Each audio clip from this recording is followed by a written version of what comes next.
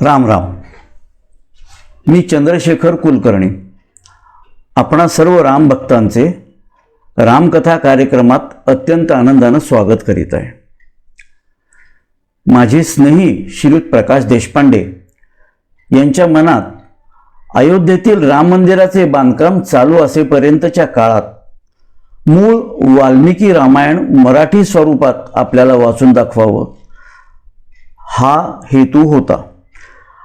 आम्हा सर्व मित्रमंडळीत ती चर्चा झाली. आम्ही सर्वांनी तो हेतू उचलून धरला.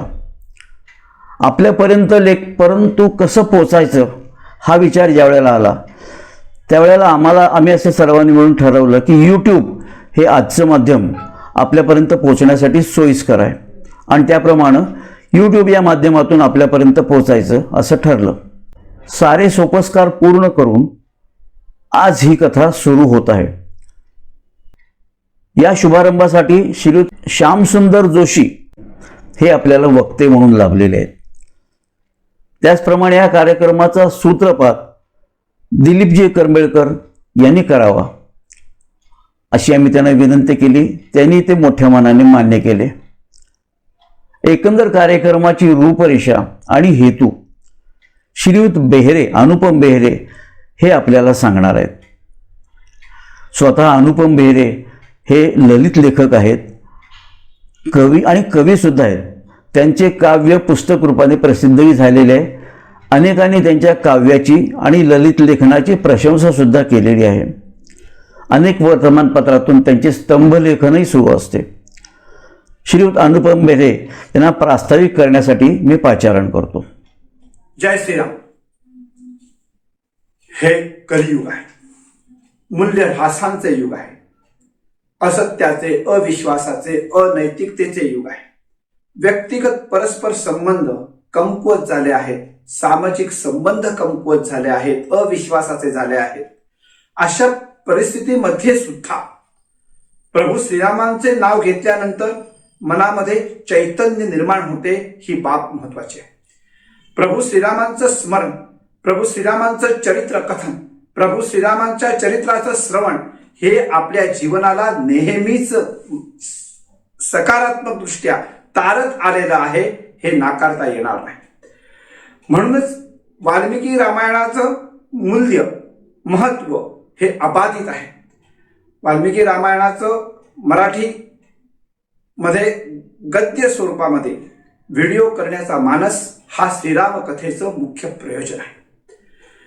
श्रीराम कथेच्या या प्रयोजनाच्या मागे आजची जी स्थिती या देशामध्ये निर्माण झाली आहे त्या स्थितीमध्ये जे श्रीराम मंदिर उभं राहत आहे त्या श्रीराम मंदिर उभारणीच्या मध्ये आपल्या सर्वांच्याच अगणित लोकांच्या मनामध्ये श्रीराम चरित्र श्रवण आणि कथन व्हावं ही प्रयोजनाचं दुसरं महत्वाचं उद्दिष्ट आहे. श्रीरामांचं चरित्र कथन करणं आणि त्याचं श्रवण करणं ही आपल्या सात्विक आत्मप्रेरणेसाठी आवश्यक गोष्ट आहे. राम भक्तांनो, एक गोष्ट इथे मान्य करायला हवी की जेव्हा आपण प्रभू श्रीरामांचं नाव घेतो, जेव्हा आपण प्रभू श्रीरामांचं नाव घेतो तेव्हा आपल्या चैतन्य शक्ती स्फूर्ती पावतात, स्फुरण येते. अशा कार्यक्रमामध्ये श्रीरामांच्या या मंदिरासाठी आपलं आयुष्य एक बिंदू म्हणून समर्पित करणारे श्री चंद्रशेखर कुलकर्णी हे या संपूर्ण श्रीराम सूत्रपात कार्यक्रमाचं सूत्रसंचालन करणार आहेत. चंद्रशेखर कुलकर्णींचा थोडक्यात परिचय द्यायचा झाला तर श्रीराम मंदिराच्या उभारणीसाठी चालू असलेला सुमारे 400 ते 450 वर्षांचा संघर्ष, या संघर्षामध्ये आपला एक बिंदू म्हणून कार्यभाग आहे. इतकी नम्रता आणि संपूर्ण जीवनामध्ये श्रीरामचरित्राचं कथन आणि चिंतन ही त्यांची मनोभूमिका राहिलेली आहे. व्यावहारिक जीवन बाजूला ठेवत अनेक सामाजिक संस्थांमध्ये सातत्याने काम करणं, थोर समाजसेवक नाना टोबळे स्मृती सेवा प्रतिष्ठानचे अध्यक्ष म्हणून काम करणं, विविध शैक्षणिक आणि सामाजिक संस्थांमध्ये अत्यंत जबाबदारीने आणि तन्मयतेने काम करून जणू श्रीराम प्रभू रामचंद्रांना अपेक्षित असलेला सामाजिक संदर्भ आपल्या जीवनातून समर्पित भावनेने समोर आणणं हे त्यांचं खरं कार्य आहे. श्री चंद्रशेखर कुलकर्णी यांचं या कार्यक्रमासाठी सूत्रसंचालक म्हणून प्रयोजन हे त्यांच्या जीवनासाठी, त्यांच्या समर्पित जीवनाचा या कार्यक्रमाच्या दृष्टीने एक भाग्ययोग आहे असे वाटते. खरं तर श्रीराम कथा म्हटलं की वेगळ्या व्याख्यानांची आवश्यकता आपल्या मनाला वाटत नाही, परंतु जेव्हा असे कार्यक्रम आपण करतो तेव्हा श्रीराम कथेचं चिंतन, विविध अंगानी मनन आपल्या समोर येणं हे स्वाभाविक असतं. श्यामसुंदर जोशी हे नाव वाचक चळवळीतील एक ज्येष्ठ कार्यकर्ते आणि पुस्तकांचे गाव या महाराष्ट्र शासनाच्या संकल्पनेचे खऱ्या अर्थाने प्रणेते म्हणून आपल्या संपूर्ण महाराष्ट्राला परिचित आहे. संगणकीकरणाच्या युगात वाचन जिवंत राहावं यासाठी व्यक्तिगत आणि शासनाच्या विविध उपक्रमातून कठोर मेहनत घेऊन वाचनाची चळवळ उभी राहण्यासाठी त्यांचं योगदान मौल्यवान आहे. विविध संस्थांचे सुमारे 70 पुरस्कार श्री श्यामसुंदर जोशी यांना मिळालेले आहेत. एक उत्तम वाचक, बहुप्रसिद्ध आणि अभ्यासू वक्ते म्हणून ते सुपरिचित आहेत. श्री रामकथेच्या या सूत्रपाताच्या कार्यक्रमामध्ये या कथेचं थोडक्यात मीमांसा ते आपल्या समोर सादर करते. जय श्रीराम. कार्यक्रमाचं हेतू निवेदन आणि सारांश हा बेहेरेने सांगितलेला आहे. श्रीयुत श्यामसुंदर जोशी यांनी आपले विचार व्यक्त करावेत अशी मी त्यांना विनंती करतो. माझे मित्र रामभक्त प्रकाश गजानन देशपांडे यांनी एक उपक्रम सुरू केला आहे. रामायणातील अनेक प्रसंग असे आहेत की ज्याच्यावर चित्रपट होऊ शकेल, ज्याच्यावर कथा, ललित कथा, कादंबऱ्या होऊ शकतील. रामायणाचा अभ्यास असल्या कारणाने रामाची प्रीती कथा प्रकाश देशपांडे यांनी सांगितलेली आहे आणि पुस्तक रूपाने ती प्रसिद्ध सुद्धा झालेली आहे.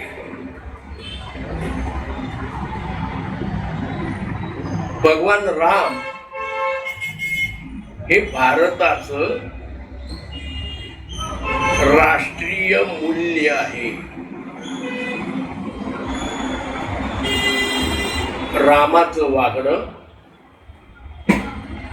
रामाने आयुष्यात ज्या भूमिका केल्या त्या सगळ्यांविषयी लोकांच्या मनामध्ये अपार कौतुक आहे, कुतूहल आहे आणि त्यामुळे रामासारखा वाघ, रामासारखी मूल्य ही तू जतन कर अशा प्रकारचा संस्कार घराघरामध्ये राहतो. प्रकाश गजानन देशपांडे यांनी, ते स्वतः प्रल्हाद महाराजांचे दास आहेत, शिष्य आहेत. ते स्वतः रामदासी होते प्रल्हाद महाराज आणि तो संस्कार आणि त्यांच्या वाणीचा प्रसाद हा प्रकाश गजानन देशपांडे यांना लाभलेला आहे. त्यामुळे वाल्मिकी रामायणाचं जे कथारूप साहित्य जे आहे ती रामकथा ही प्रकाश देशपांडे वाचून दाखवत आहे. याच्यापूर्वी हा उपक्रम अनेकांनी केला. रामकथा चातुर्मासामध्ये किंवा राम जन्मच्या दिवशी घराघरातून वाचली जाते, घराघरातून सांगितले जाते आणि त्यामुळे हा संस्कार जो आहे हा येणाऱ्या पिढीला फार महत्त्वाचा आहे. कारण येणारी पिढी पुस्तक हातात धरत नाही, त्यांच्यापर्यंत रामकथा पोहोचण्याचं माध्यम हे डिजिटल मोबाईलच्याच माध्यमातून किंवा अन्य कुठली जी उपकरणं आहेत त्या माध्यमातून रामसंस्कार हा मुलांवर होऊ शकेल असं शिव देशपांडे सरांच्या मनात आलं आणि त्यांनी रामकथा कथन करण्याचं ठरवलं. रामाच्या जीवनामध्ये इतकी कुतूहल आहे. मी ग्रंथालय चालवतो आणि ग्रंथालयामध्ये इतके संदर्भ मला मिळाले की 99 अस्त्र त्याची नावं सुद्धा रामायणामध्ये दिलेली आहेत. एवढं विपुल तंत्र सामर्थ्य त्या काळात सुद्धा उपलब्ध होतं. ही अखंड चालणारी अशी चर्चा आहे. याचं कारण राम कधी जन्माला आला. अनेक संशोधकांनी रामाची कुंडली तयार केली आहे आणि ख्रिस्तपूर्व 961 या काळामध्ये राम जन्माला आला असावा अशा प्रकारची श्रद्धा धारणा आमच्या समाजामध्ये आहे. रामाच्या बाबतीमध्ये इतक्या घटना घडलेल्या आहेत. 14 वर्षाचा त्यांचा वनवास असू द्या, इतकं नाट्य त्या रामायणामध्ये आहे. ते नाट्य यांच्या माध्यमातून, या कथेच्या माध्यमातून प्रकाश देशपांडे यांनी अत्यंत सुश्राव्य पद्धतीने कथन केलेलं आहे. तर ही अशी रामकथा बाळगोपाळांना तर आवडेलच, परंतु जे संसारामध्ये निराशेचा सावट आहे त्या सावटाखाली बाहेर पडण्यासाठी जो एक प्रेरणा स्रोत लागतो तो आपल्याला या रामकथेमधनं ऐकायला मिळेल.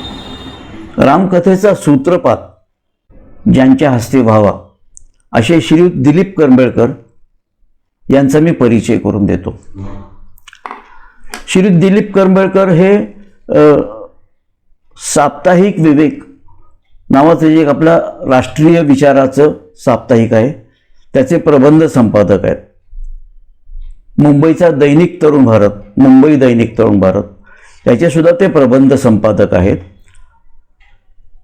विवेक व्यासपीठ नावाचे एक संस्था स्थापन केलेली आहे. या संस्थेतर्फे अनेक प्रश्न जे वेळोवेळी समाजात प्रकट होतात त्या प्रश्नावरती निरनिराळ्या दृष्टिकोनातून निरनिराळ्या व्यक्तींशी संपर्क करून विविध विचार त्यांनी त्या प्रश्नाचे विविध अंगाने विचार करावा आणि त्यांचे विचार मांडावेत आणि त्या विचारांचं संकलन करून त्याचा जो काही निष्कर्ष निघतो तो समाजापुढे ठेवावा असं कार्य करणारं एक विवेक व्यासपीठ म्हणून अध्यासन तयार केलेलं आहे. त्या व्यासपीठाचे ते अध्यक्ष आहेत. श्रीयुत दिलीप करंबेळकर हे आणीबाणीनंतर गोव्यात प्रचारक होते. मी श्रीयुत करंबेळकरांना विनंती करतो त्यांनी मनोगत व्यक्त करावं.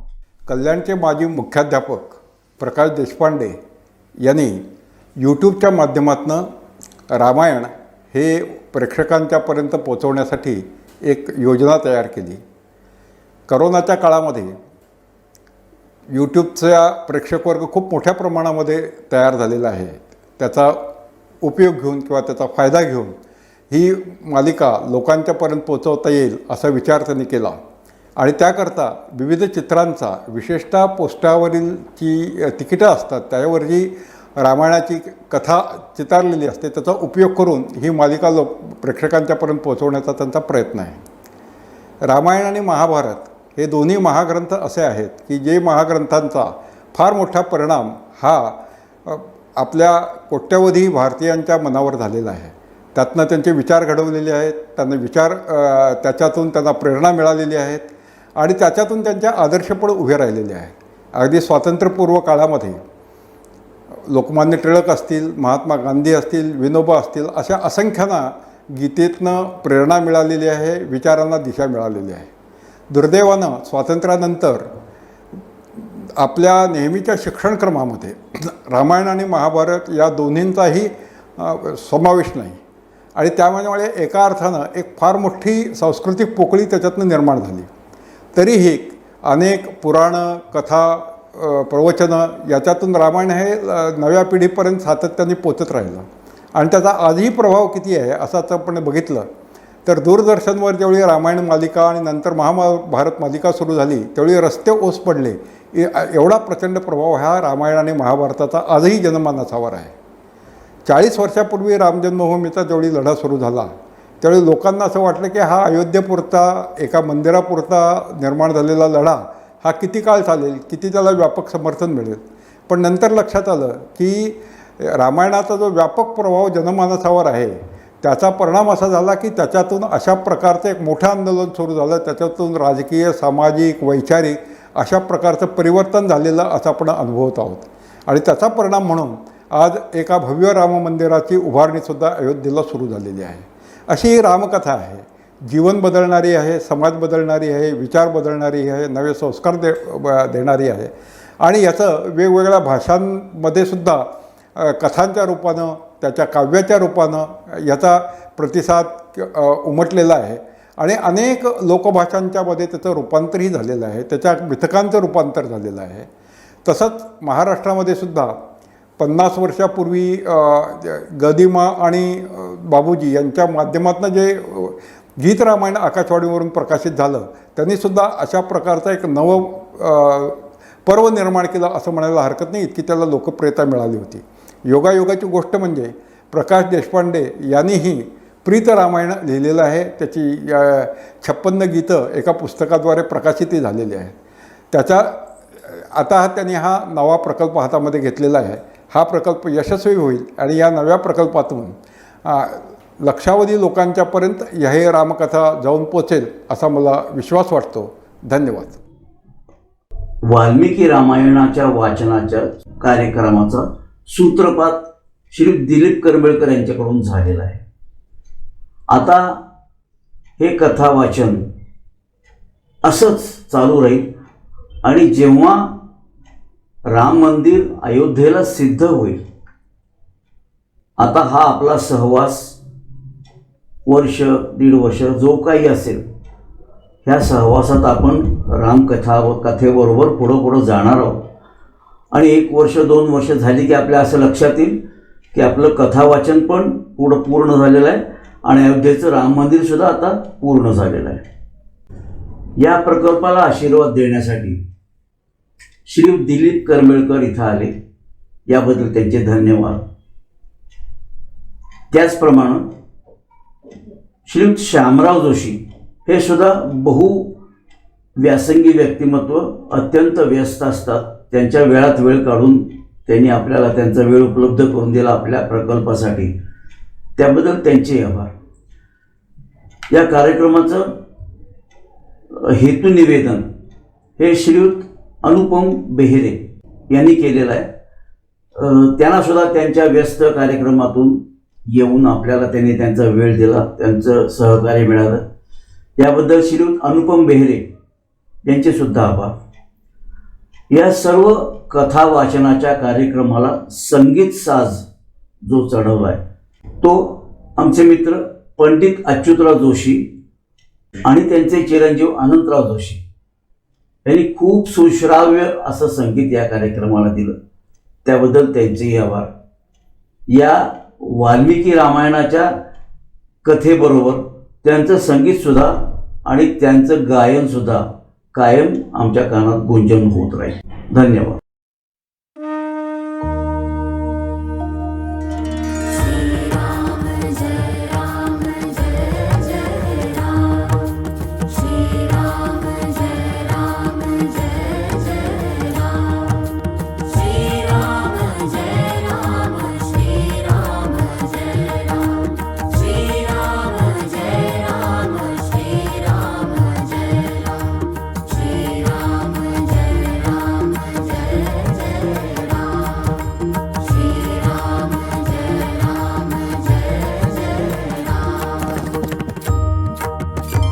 मंगल नाम तुझे प्रभु रामा, मंगल नाम तुझे प्रभु रामा, भव भयहारक शुभ अभिरामा, भव भयतारक शुभ अभिरामा, मंगल नाम तुझे प्रभु रामा मंगल नाम तुझे प्रभु रामा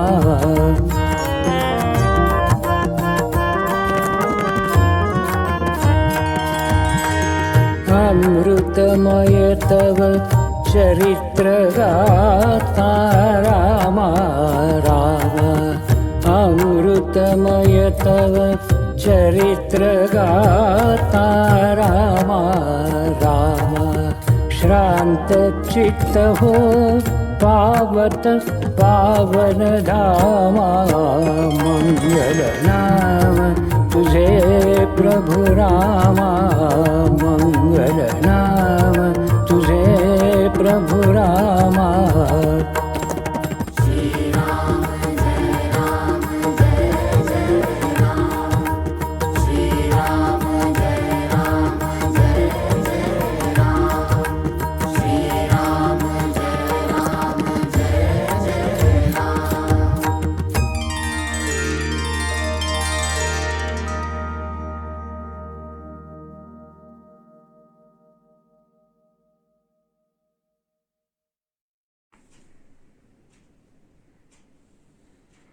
राम राम, जय श्री राम. श्रीमद वाल्मिकीय रामायण रामकथा या भागात विषय प्रवेश, मंगलाचरण, महात्मा वाल्मिकीजींचा परिचय, सूतजी महाराजांचा परिचय हा भाग आपण पाहणार आहोत. प्रभू श्रीरामांचे चरित्र सांगणे आणि प्रभू श्रीरामांचे चरित्र ऐकणे या दोनही गोष्टी स्वर्गसुखाचा अनुभव देणाऱ्या आहेत. या अमृततुल्य अशा श्रवणाने कलियुगातला हा जो पापग्रस्त मनुष्य असतो आणि ही जे सगळं मनुष्य मात्र आहे त्या साऱ्यांचं कल्याण होते. या श्रवणामुळे धर्म, अर्थ, काम आणि मोक्ष या चारही पुरुषार्थांची प्राप्ती होऊ शकते. त्यामध्ये मनुष्य जन्माचं सार्थक करण्याचं सामर्थ्य दडलेलं आहे, हे आपण बरीक लक्षात घ्यावे.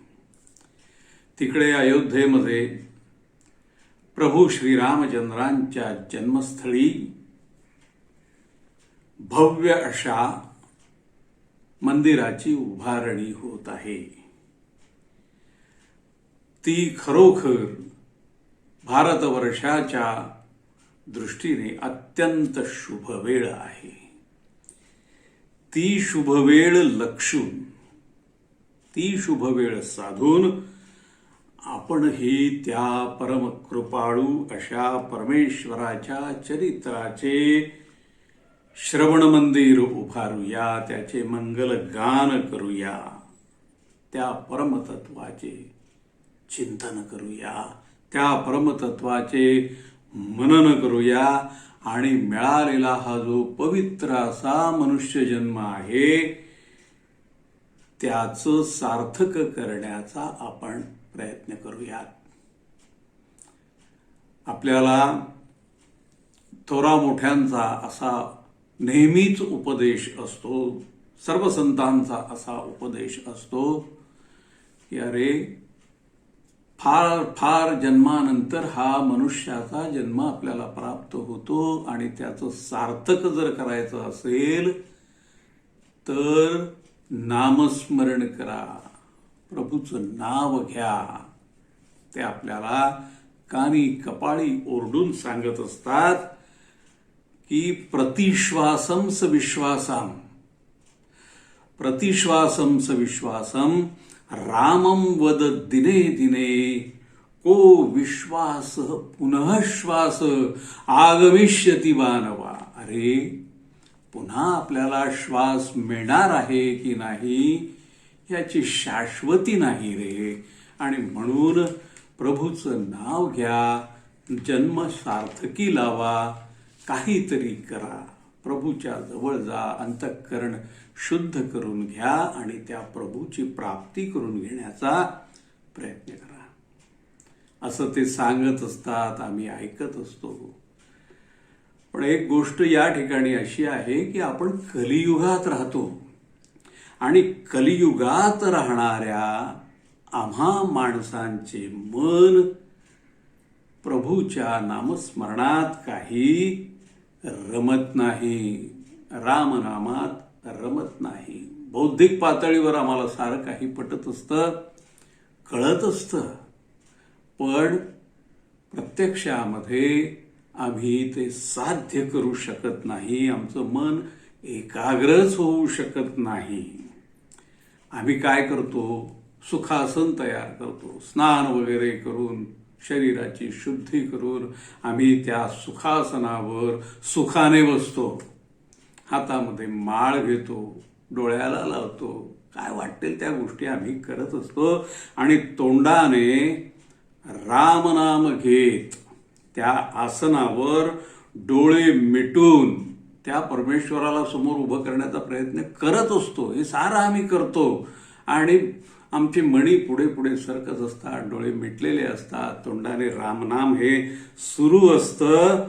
मात्र त्याच वेळी अत्यंत चोर पावलांनी आपल्याही न कळत मनामध्ये मात्र तऱ्हेतऱ्हेच्या विचारांचे तांडव सुरू होते, विकारांचे तांडव सुरू होते. आणि तोंडाने जरी आम्ही रामनाम घेत असलो तरी मनाने मात्र त्या परमेश्वरापासून आम्ही अनेक योजन दूरच दूर असतो. विकारांचे धुमारे आमच्या मनात फुटत असल्यामुळे तो परमेश्वर काही आमच्या जवळ असत नाही. आम्ही त्या परमेश्वराच्या पायाशी बसण्याची नुसती आस धरतो, परंतु प्रत्यक्षात आमच्याकडून ते काही होऊ शकत नाही. जर अशी परिस्थिती आहे तर मग आम्हा कलियुगातल्या माणसाला त्या परमेश्वराची प्राप्ती होणार नाही का, यावर काही मात्रा आहे की नाही? तर आहे, यावर एक मात्रा आहे. मनुष्याचं मन जे आहे ते एकतर संगीतामध्ये रमू शकतं किंवा कथा श्रवणामध्ये रमू शकतं.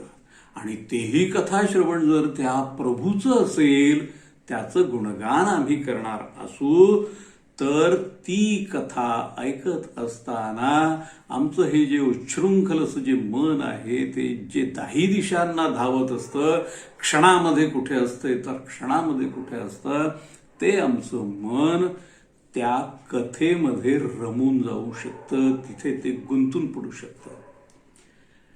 आता ते जे रमून जाणं आहे किंवा ते जे गुंतून पडणं आहे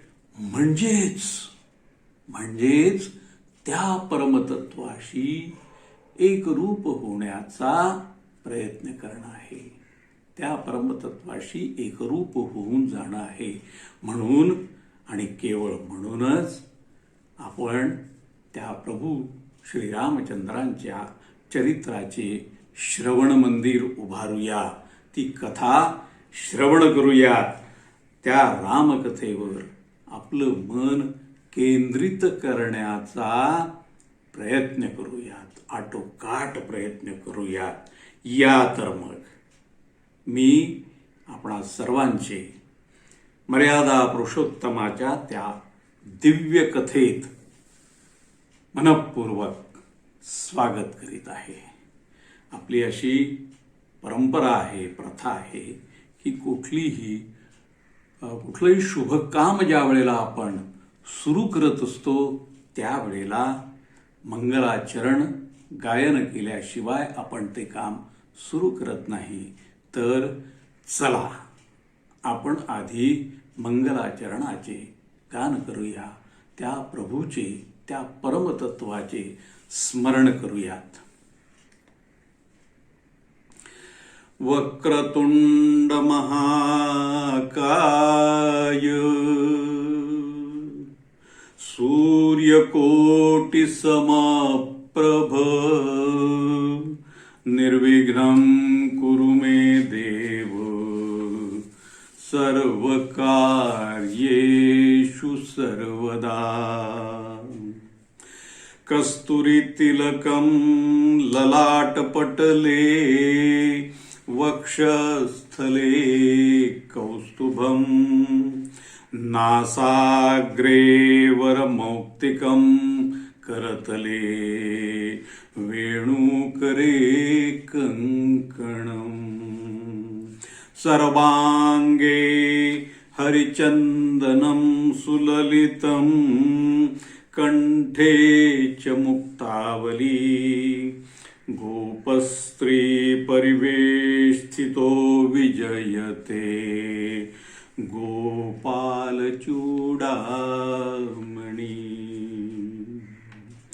मूकं करोति वाचालं पङ्गुं लङ्घयते गिरिं यत्कृपातमहं वन्दे परमानन्दमाधवम्। लोकाभिरामं रणरङ्गधीरं राजीवनेत्रं रघुवंशनाथं कारुण्यरूपं करुणाकरन्तं श्रीरामचन्द्रं शरणं प्रपद्ये। हे रामा पुरुषोत्तमा नरहरे नारायणा केशवा गोविंदा गरुडध्वजा गुणनिधे दामोदरा माधवा।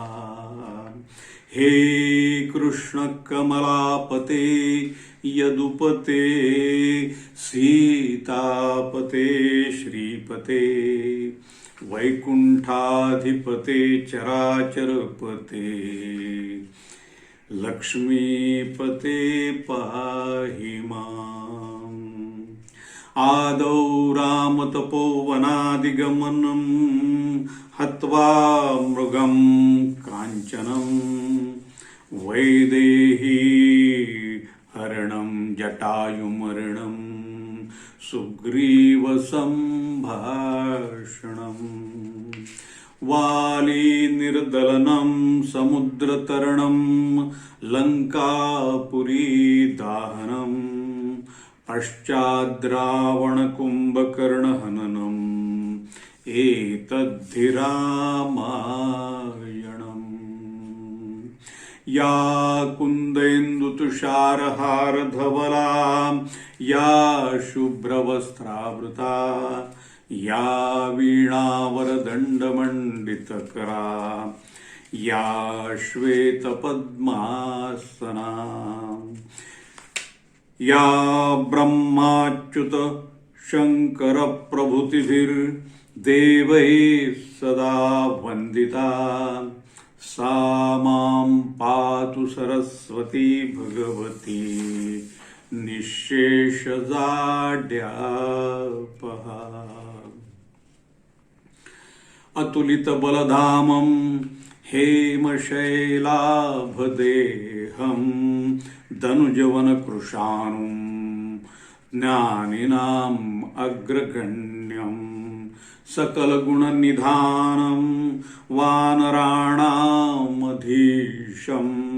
रघुपतिप्रियभक्तं वातजातं नमामि।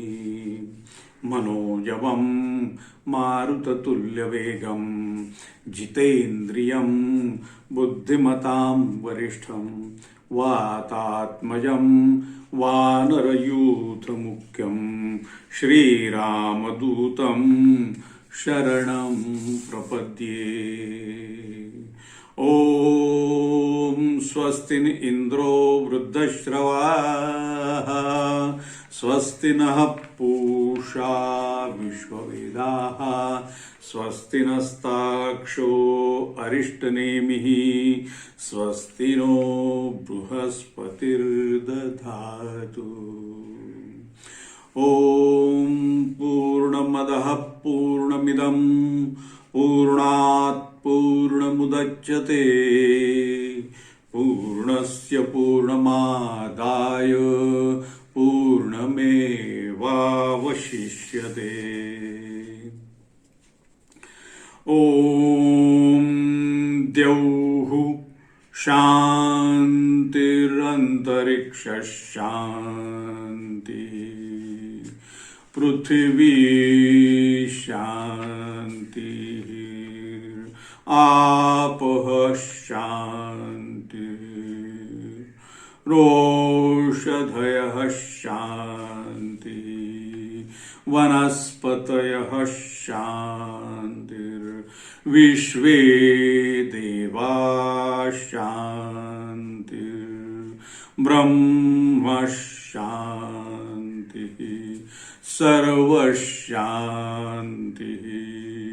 शान्तिरेव शान्तिः सा मा शान्तिरेधि।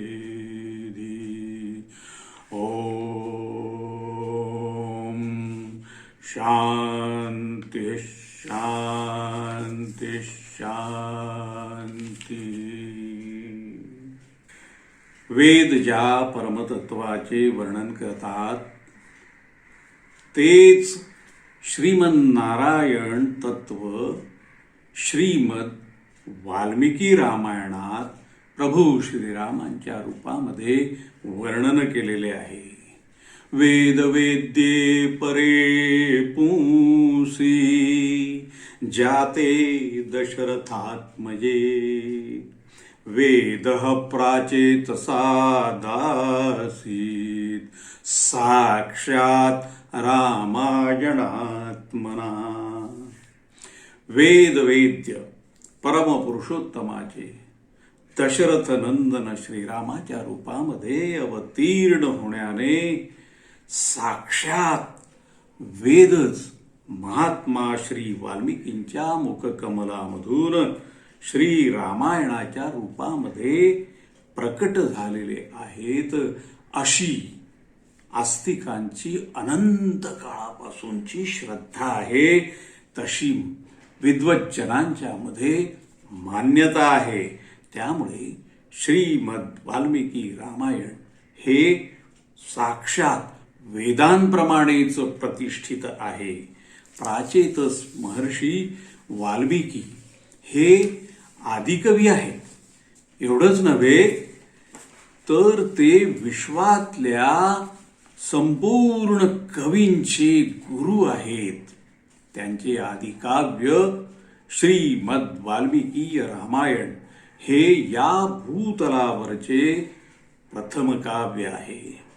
हे काव्य सर्वांसाठीच पूजनीय आहे आणि आमच्यासाठी तर ही परम गौरवाची गोष्ट आहे। भारत मातेसाठी तर ही बहुमूल्य अशी राष्ट्रीय संपत्ती आहे। या दृष्टीने हे काव्य सर्वांसाठीच संग्रहात बाळगण्यासारखे, वारंवार वाचन करण्यासारखे, मनन करण्यासारखे आणि श्रवण करण्यासाठी उपयुक्त असे आहे। याचं एक एक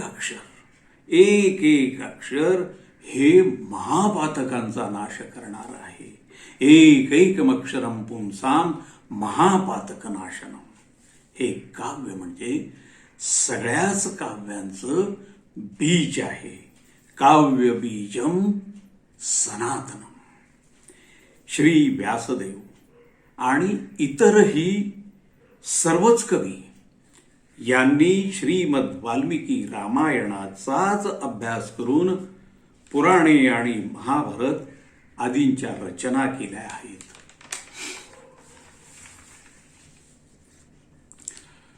बृहद्धर्म पुराणात या गोष्टीचे विस्ताराने वर्णन आलेले आहे। महर्षी व्यासांनी अनेक पुराणांमधून रामायणाचे महात्म्य सांगितलेले आहे, गायलेले आहे। स्कंद पुराणामध्ये रामायणाचे जे महात्म्य आलेले आहे त्यापासूनच आपण सुरुवात करणार आहोत. ते महात्म्य आपण आधी पाहणार आहोत.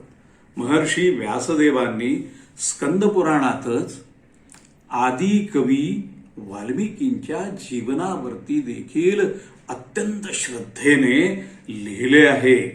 कवी कुलतिलक श्री कालिदास यांनीही रघुवंशामध्ये महात्मा वाल्मिकींचे 2 वेळेला स्मरण केलेले आपल्याला आढळून येते.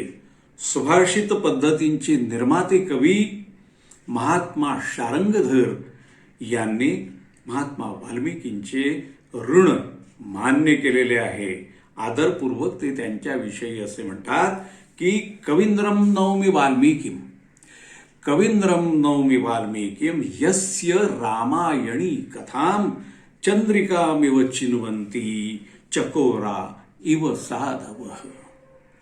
याच पद्धतीने महाकवी भास, आचार्य शंकर, रामानुज आदी सगळे संप्रदायाचार्य राजा भोजांप्रमाणेच अनेकानेक विद्वानांपासून तर हिंदी साहित्याचे महाप्राण असणारे गोस्वामी तुलसीदासजी महाराजांपर्यंत साऱ्यांनीच महात्मा वाल्मिकींचे वारंवार श्रद्धापूर्वक स्मरण केलेले आपल्याला दिसून येते. कृतज्ञता व्यक्त त्यांनी केल्याचं आढळून येतं. गोस्वामी तुलसीदासजी तर म्हणतात, वंदौ मुनिपद कंज, वंदौ मुनिपद कंज रामायण जेई निर्मयेऊ. त्यांनी रामायण निर्माण केलं त्या वाल्मिकी मुनींना वारंवार आपण प्रणाम केला पाहिजे. जान आदि कवी नाम प्रतापो, वाल्मीकी भे ब्रह्म समाधा, कहत मुनीस महेश महातम, कहत मुनीस महेश महातम, उलटे सीधे नाम को महिमा उलटे नाम की, मुनी कियो किरातो. किराताला देखील ज्यांनी मुनीचा दर्जा प्राप्त करून दिला, असं हे रामनाम आपण घेतलं पाहिजे. वाल्मिकी रामायण आणि अध्यात्म रामायणामध्ये स्वतः महात्मा वाल्मिकींनी आपण प्रचेताचे पुत्र असल्याचे म्हटलेलं आहे. प्रचेत हे वसिष्ठ, नारद, पुलस्त्य यांचे बंधू असल्याचे मनुस्मृतीमध्ये सांगितलेले आहे. प्रचेतसम वसिष्ठंच, प्रचेतसम वसिष्ठंच भृगुम नारदमेव च. स्कंद पुराणाच्या वैशाख महात्म्यामध्ये महात्मा वाल्मिकींना जन्मजन्मांतरीचे व्याध म्हटलेलं आहे. यावरून असं आढळून येतं की ते जन्मजन्मांतरी केव्हा तरी व्याध होते. या व्याध जन्माच्याही आधी ते स्तंभ नावाचे श्रीवत्स गोत्रामध्ये उत्पन्न झालेले एक कवी होते, एक ब्राह्मण होते. व्याध जन्मामध्ये असताना शंख नावाच्या ऋषींचा सत्संग त्यांना घडला आणि रामनामाचा जप त्यांच्याकडून झाला. परिणामी दुसऱ्या जन्मामध्ये ते अग्निशर्मा या नावाने उत्पन्न झाले. हे अग्निशर्मा म्हणजेच काही विद्वानांच्या मते रत्नाकर होत. या जन्मात पुन्हा ते व्याधांच्या संगतीमध्ये राहिले. हा त्यांच्या प्राक्तनाचा आणि पूर्वजन्मांच्या संस्कारांचा परिपाक असला पाहिजे. पुढे सप्तर्षींचा सहवास त्यांना घडला, सत्संग झाला. पश्चात्तापाने त्यांचं अंतःकरण शुद्ध झालं. उपदेशाप्रमाणे मरा मरा असा जप त्यांनी केला. एवढा काळ की शरीरावरती वारूळ तयार झालं आणि त्यावरूनच त्यांचं नाव वाल्मिकी असं पडलं. मग या महात्मा वाल्मिकींनी वाल्मिकी रामायणाची मंगलकारक अशी रचना केली. महात्मा वाल्मिकींच्या काळामध्ये हे महान काव्य प्रभू श्रीरामचंद्रांचे पुत्र लवांकुश यांनी गायलं आणि ते सर्वश्रुत केलं, लोकप्रिय केलं. पुढे काळ बदलला आणि बदललेल्या काळामध्ये द्वापर युगामध्ये सूतजी महाराजांनी श्रीमद वाल्मिकी रामायण आणि महर्षी व्यासदेव रचित सारीच पुराणे लोककल्याणार्थ ही साऱ्यांना सांगितली. आपल्या मनात असा प्रश्न येण्याची शक्यता आहे की हे सूतजी कोण बरं, कोण असावेत ते? तर त्यांच्याविषयी असं पुरावा उपलब्ध आहे की ज्या व्यक्तीचे वडील पिताजी हे क्षत्रिय कुळात उत्पन्न झालेले असतात आणि त्याची माता ही ब्राह्मण कुळामध्ये जन्म तिचा झालेला असतो, त्यांच्या पोटी जन्माला येणारे जे पुत्र असतात त्यांना सूतजी असं म्हणतात. आता नैमिषारण्यामध्ये त्या काळामध्ये 88,000 ऋषीमुनी हे दीर्घसत्र करण्यासाठी एकत्र आलेले होते. आणि दीर्घसत्र म्हणजे यज्ञ करण्यासाठी एकत्र आले होते. आणि त्यांनी या सूतजी महाराजांना निमंत्रण दिलेलं होतं. त्यामुळे त्या निमंत्रणानुसार सूतजी महाराज हे त्या ठिकाणी आले. त्या सगळ्या ऋषीमुनींनी त्यांचं अंतःकरणपूर्वक स्वागत केलं, त्यांचं पूजन केलं आणि अत्यंत गौरवाने त्यांना उच्चासनावरती बसवलं. उच्चासनावर त्यांना स्थानापन्न केल्यानंतर मग शौनक नावाचे ऋषी हे पुढे आले आणि त्यांनी मग प्रभू श्रीरामचंद्रांची कथा आपण आम्हाला ऐकवावी अशा प्रकारची विनंती ही सूतजी महाराजांना केली. आणि ते ऐकल्यानंतर त्यांना अत्यंत आनंद झाला आणि आनंदाने त्यांनी ही शौनक ऋषींनी केलेली विनंती मान्य केली.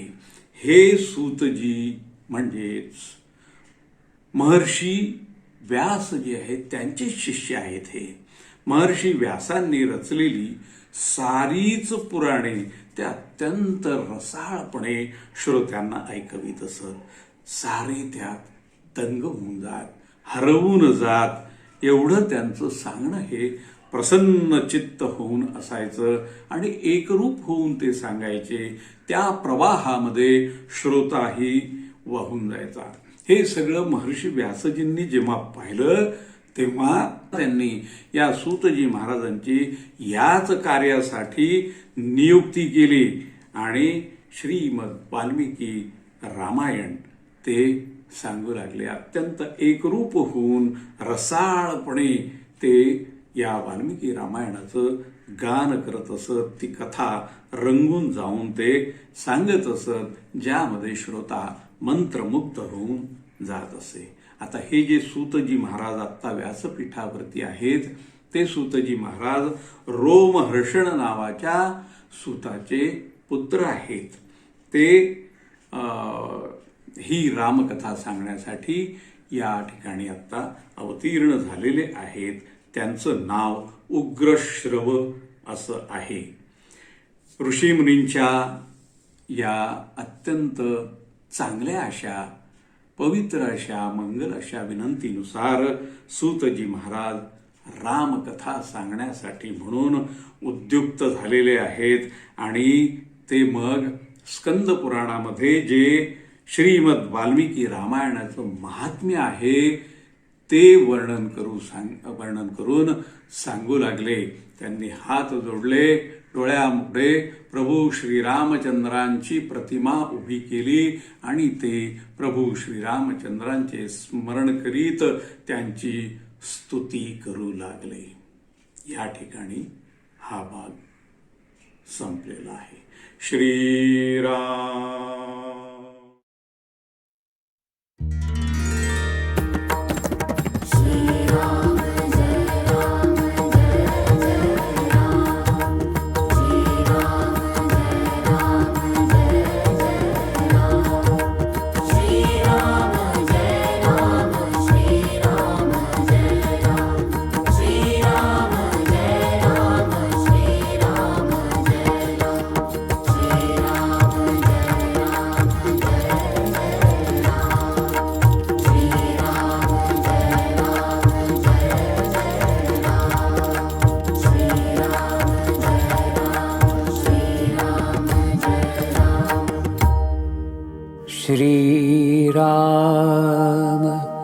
श्रीराम